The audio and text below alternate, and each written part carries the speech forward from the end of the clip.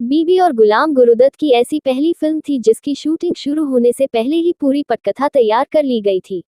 सबको अंदाज था कि यह फिल्म गुरुदत्त ही निर्देशित करेंगे, लेकिन उन्होंने अपने सहयोगी अबरार अलवी को इसका निर्देशन सौंपा। यह उनकी पहली फिल्म थी, लेकिन इसके सभी गाने गुरुदत्त ने ही शूट किए थे।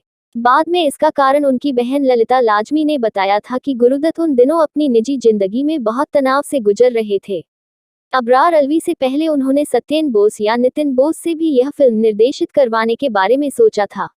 इसके महत्वपूर्ण किरदार छोटी बहू के लिए गुरुदत्त ने मीना कुमारी को ही ध्यान में रखा था। मगर गुरुदत्त ने जब फिल्म के सिलसिले में मीना कुमारी को पैगाम भेजा तो जवाब माफी की सूरत में आया। कमाल अमरोही ने स्क्रिप्ट देखी तो उन्हें लगा शराब पीती हुई छोटी बहू का किरदार मीना के करियर के लिए अच्छा नहीं होगा। यह उनके भीतर के पति का निर्णय था, क्योंकि किसी निर्देशक का तो यह निर्णय नहीं हो सकता था।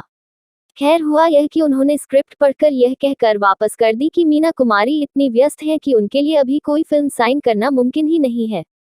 गुरुदत्त निराश हुए और उन्होंने छोटी बहू के लिए किसी और अदाकारा की तलाश शुरू कर दी।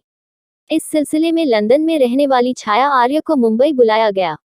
छाया आर्य फोटोग्राफर जितेंद्र आर्य की पत्नी थी।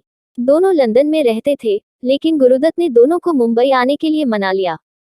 छाया आर्य ने लंदन में कुछ स्टेज शो और तथा नाटकों में काम किया था। दोनों मुंबई आए और छाया आर्य के साथ फोटोशूट हुआ। उन्हें टेप पर रिकॉर्ड की हुई पटकथा भी सुनवाई गई और उनकी संवाद अदायगी का टेस्ट भी लिया गया। हालांकि जब फोटोशूट के चित्र आए तो गुरुदत्त और अबरार अलवी दोनों ही निराश हुए। छाया तराशे हुए नैन नक्श के साथ एकदम शहरी लग रही थी। गुरुदत्त छोटी बहू के कठिन किरदार के लिए नर्म, ममतापूर्ण, नैन नक्श के साथ स्वच्छंद चेहरा चाहते थे। छाया के लिए यह बेहद दिल तोड़ देने वाली बात थी, जो इसी फिल्म के लिए लंदन से अपना ठिकाना छोड़कर मुंबई शिफ्ट हुई थी। हालांकि फिल्मकार के रूप में गुरुदत्त ने समझौता नहीं किया। तब तक स्टार बन चुकी वहीदा रहमान भी छोटी बहू का किरदार करना चाहती थी। उन्होंने बंगाली साड़ी पहनकर टेस्ट भी दिया था और फोटोशूट भी कराया था, लेकिन फोटोग्राफ गुरुदत्त को अच्छे नहीं लगे थे। उन्हें लगा कि वहीदा बहुत छोटी लग रही हैं, जबकि किरदार के लिए एक परिपक्व अभिनेत्री की जरूरत थी। उनके फोटो देखकर गुरुदत्त ने हंसते हुए कहा था, तुम तो चूहा लग रही हो।